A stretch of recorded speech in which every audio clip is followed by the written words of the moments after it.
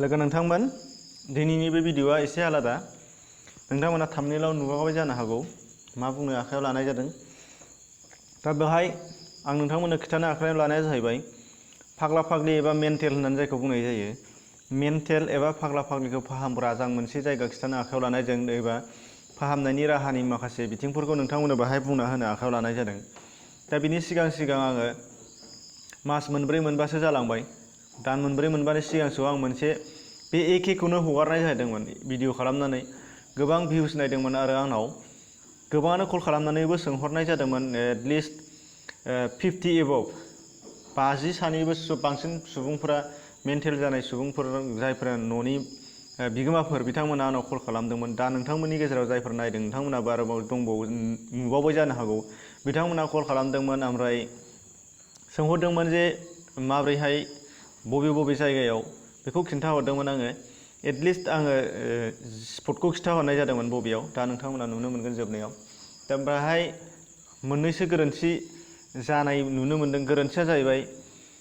आं जे जायगायाव ट्रिटमेन्ट खालामनाय नुदोंमोन एबा आंबो थांखादों बे स्पटआवबो थांनायावहाय बाहाय सिगाङाव जाबादिमोन बिसोरो उनाव हथात सोलायनानै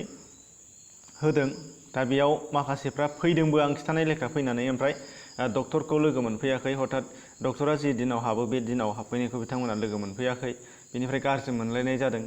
आंखौबो बुंहरफिनलायनाय जादों मिथियाबा मानो फोसावो मायो नाथाय मिथियाबा मानो फोसावो मायो बायदिसिना बुंहरलायनाय जादों बिनि उनावहाय आङो बे भिडिअखौ आंनाव दा ब्लक खालामनानै दोननाय जादों दा बे खोथाया जाहैबाय बेनो एटलिस्ट फैनानै मिथिबाय स्पटआ बबाय गाव फैनायजोंसो एडजास्ट जायासै डक्टर हाबनायजोंसो एडजास्ट जायासै मिलायाखिसै दा बेखौनो उल्थायै आंखौसो रागा जोंफिनबाय हथात खिथानायासो दाय जाबाय आरोखि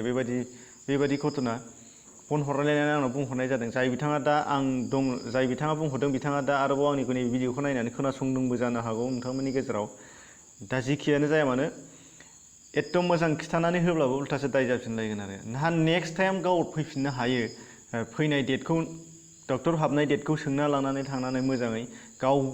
एक्सुवेलि लाबोफिननो हायो फाहामनो हायो हाजार मानसिया बेयाव फाहामथाय लानानै थाङो एटलिस्ट बेसेबांबा जे दिन डक्टर हाबो दिन गेदारिं जायो मानसिफोरनि जे जायगायाव हालाय हाफाय नागिरनानै फैयो दा बेखिनि खिथानानै होनायाव उल्था रागा जोंफिननांगौ जायोब्ला बेबायदि मानसिफोरखौ आंनो नाङा आरो नायाबाबो जायो आरो बिथांमोना जगारबो खालामनो नाङा आं बेखौसो बुंनो आखायाव लाग्रोनाय जादों दा नोंथांमोनहा जेखि जाया दा बाहाय आवगोलनि बादि आङो बेखौ खिन्थानाय जानाय नंला दाहाय नोंथांमोना बहुत डिटेल्स नुनो मोननाय जाहैगोन दा स्पट मेन्टेल हेल्थ केम्प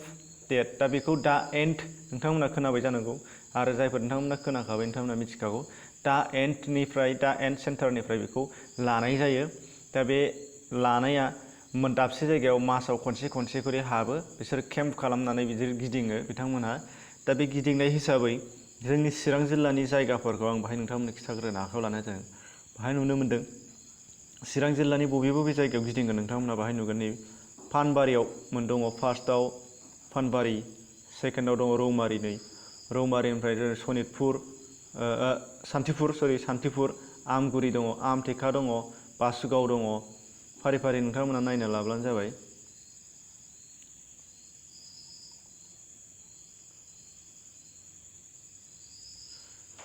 नोंथांमोना नुनो मोन्दों बाहाय फारि फारि बासुगाव सुबाइझार ओमफ्राय बेफोर जायगायाव मामोन सुबाइझार बासुगाव आमथेखा आमगुरि सान्थिपुर रौमारि आरो फानबारि बे गासैबो जायगायाव हाबो बिथांमोनहा दा बाहाय दाफ्रोमबो जायगानि बबे मासाव बबे दाननि बबे थारिखआव बे जायगायाव हाबफैनाय जायो बेखौ आं नोंथांमोननो बाहाय खिन्थानो हानाय नङा नाथाय आं दाबसे जायगानिखौ खिन्थागोन आरो बाहाय कन्टेक्ट नाम्बारबो दं नोंथांमोना बेखौ कल खालामनो हानाय जाहैगोन आरो नोंथांमोना फैनानै सोंफैनो हानाय जाफैगोन आरो दा बाहाय नोंथांमोननि थाखाय नोंथांमोना बाहाय चार्टआव नुदों नाथाय ओरैजाय डेटबो नुदोंमोन बे जाहैबाय 2018निसो लिस्टमोन ओंखायनो आं बेखौ ससेखौ हास'नानै होनाय जाबाय जेबोसो नङा नाथाय जायगाया बेवहायनो थांबाय थायो दासिमबो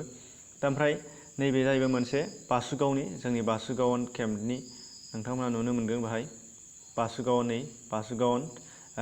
MPHC सानडेयाव हाबनाय जायो दा बाहाय बे 2019नि लिस्ट हिसाबै जोंनिया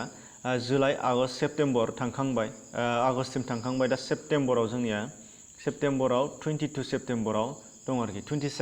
सेप्टेम्बराव बासुगावआव सानडे खालि हाबफैफिनबावगोन बे डक्टरा जोंनि बासुगावआव बे गभर्नमेन्ट हस्पिटाल दं मोनसे बाहाय हाबफैगोन आरोखि बाहाय नायो बासुगावआव बिनिफ्राय अक्ट'बराव दङ 20आव ओमफ्राय नभेम्बराव दङ 17 नभेम्बर आरो डिसेम्बराव दङ 22 डिसेम्बराव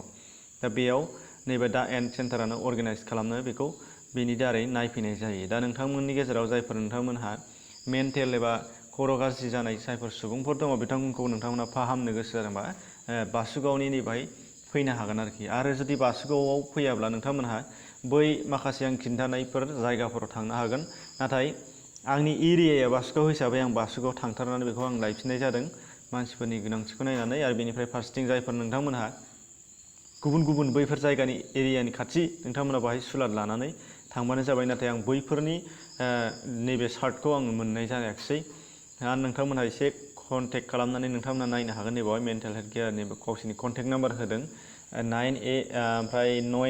AM to 5 PM सानडे क्ल'ज सानडेयाव क्ल'ज जागोन ओमफ्राय बेखिनि टाइमाव नोंथांमोना हरनो हागोन टाइमाव कन्टेक्ट खालामनानै नाय कन्टेक्ट नाम्बार दङ बाहाय आरो कन्टेक्टआ जुदि जायाब्ला बेखौ आंथ' मा बुंबावनो जेखिजाया नोंथांमोनहा नुनो मोनबाय दा बाहाय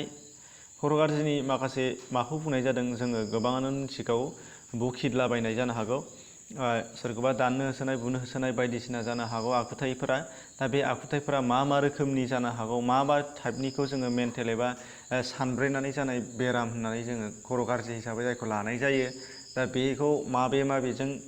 थाङोबा एबा मा फेसनफोरा मा फावफोरा मा आखलफोरा बेयाव गोग्लैफायो दा बेखौ आंनाव नोंथांमोनहा सोंनांगौ गैया दा नोंथांमोनहा बेखौ नैबे दा एन्ड सेन्टारनिफ्राय मोनसे बिजाब बादि नोंथांमोननि थाखाय गाइड बुक दंखायो बे गाइड बुकखौ आं नोंथांमोननि थाखाय बाहाय लाबोना होफैनो नोंथांमोना डिसक्रिपसनाव हाबनानै डिसक्रिपसनाव लिंक दङ लिंकआव हाबनानै नोंथांमोना डाउनलड खालामनानै फरायजोबनो हागोन आरोखि बेखौ आङो नोंथांमोननो बाहाय डिसक्रिपसनाव होना होदों बे डिसक्रिपसनाव लिंक दङ लिंकनि गेजेरजों हाबबानो जाबाय आरो डिसक्रिपसनाव लिंकआव हाबनो रोङाब्ला नोंथांमोनहा भिडिअखौ नायबाय थानाय समाव जेराव भिउस देखायगासिनो दङ जेराव भिउस देखायदों अर्थात नायनायनि जानाखि लाइक डिसलाइक खालामग्रा साइट दङ बाहायनो लाइक डिसलाइकआव थुवालाबा लाइक डिसलाइकनि खाथियावनो जुदि टाच खालामनानै हो होमबानो नोंथांमोना डिसक्रिपसना ओंखारगोन ओमफ्राय बाहाय नायनो हागोन आरोखि लिस्ट दङ बाहाय नायनानै PDF फाइल मोनगोन बे PDF फाइलनि लिंकआव नोंथांमोना हाबनानै डाउनलड खालामनानै फरायनानै नाय ओमफ्राय डिटेल्स मोननाय जागोन ओमफ्राय आंनियाव कन्टेक्ट खालामनांगौ गोनांथि गैया आरोखि बाहायनो थाजोबखागोन आरो नैबे नाम्बारखौ कन्टेक्ट खालामनानै नाय नोंथांमोना बेयो जानांगौ लाइभ जानो हागौ बेयो ओमफ्राय नोंथांमोनहा जुदि दहाय बुंखानाय बादियै नैबे एरियाया गावबागाव एरियाया खाथिबा ससे सुलाद लानानै फैनो हागोन आरोखि दा ओमफ्राय गुबुन डिस्ट्रिक्टनिखौ आं बेखौ बुंनो हानाय नङा आं चिरांनि हिसाबै चिराङाव होदों खनसे नायफिनबावो नुगोन नोंथांमोना फानबारि रौमारि सान्थिफुर आमगुरि आमटेका बासुगाव सुबाइजार बे ओनसोलाव बिथांमोना हाबनाय जायो आरो आसा खालामो नोंथांमोननि थाखाय भिडिअआ दिनै थोजासे नङाब्लाबो नोंथांमोना एसेबाबो मिथिनो हाबाय हमनो हाबाय आरो आं बेखौनो खावलायफिनबावो जाहाथे सिगांनि बायदि जाफिना फैनानै माब्लाबा लोगो मोनफैयाखै बेखौनो लानानै बोराबनो नाङा नोंथांमोनहा जिहेतु मिथियैखौ मिथिहोबाय बिनि सायाव आसा खालामनोसो हागौ नाथाय उल्थायै बुंहरफिननांगौ बे गोनांथि गैया अब्ला लोगोफोर नोंथांमोनहा जुदि बेफोरबायदि इनफरमेसन मोननो थाखाय सोरबाया चेनेल साबस्क्राइब खालामनानै ला खालामनो दाबाव आं मोजां मोनोबा नोंथांमोननो हगारबाय थाखायो आरो जायफोरा साबस्क्राइब खालामखानाय नोंथांमोनहा जोबोद साबायखर बावनाय जाबाय गोजोन्थों दिनैनि थाखाय दोनथ'नाय जाबाय।